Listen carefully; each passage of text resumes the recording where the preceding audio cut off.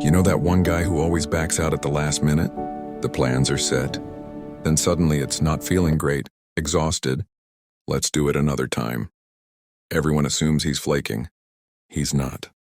He's guarding something most people don't understand. And if the idea of a Friday night alone, dressed down, fully relaxed, sounds better to you than any crowded plan ever could, good. This is for you. Because today we're pulling apart the psychology of people who genuinely love being at home, the ones the world labels dull, but science describes very differently. Here's what most people miss. Extroverts refuel through other people. Noise, movement, conversation. Those things charge them up. That's where their energy comes from. But introverts, and anyone who leans toward solitude, operate on a different system entirely. For them, every social interaction, even an enjoyable one slowly, drains their internal battery. And home isn't just comfort. It's the only power source that actually restores them. Psychology calls this optimal arousal theory. Some nervous systems crave high stimulation to feel balanced. Others shut down under it. They function best with less input, less chaos, less pressure. This isn't weakness. It isn't avoidance.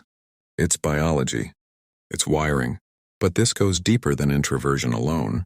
A lot of people prefer staying home because it's the one place where they're fully in control. Outside, everything is uncertain. Random people, unexpected noise, sudden plan changes, surface-level conversations with people who don't really care how you're doing. At home, none of that exists. You decide the lighting, the sound, the pace, the atmosphere. For people who are highly sensitive or anxious, that control isn't a comfort feature, it's a survival mechanism. Here's something most don't expect. Research shows that people who enjoy solitude are often more creative, more reflective, and stronger problem solvers. Staying home isn't emptiness. It's incubation. Ideas don't usually come from packed rooms and loud distractions. They come from silence, from stillness, from being alone with your thoughts at 2 a.m, following a mental thread until it turns into something real. And let's be real, modern culture worships being out. The parties, the photos, the constant motion, the loud proof that you're living. But what if your version of living well looks like a quiet room, a warm meal, a documentary, and no expectations from anyone? That's not depressing. That's knowing yourself. Now, there is another side to this. Sometimes people stay home for heavier reasons. Social anxiety, old wounds, depression that whispers, why bother? In those cases, home can be both a shelter and a prison. That's why the question matters. Do you stay in because it restores you or because leaving feels unbearable? One is peace.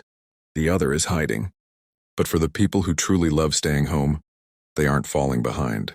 They're just playing a different game. They find meaning in small, steady rituals.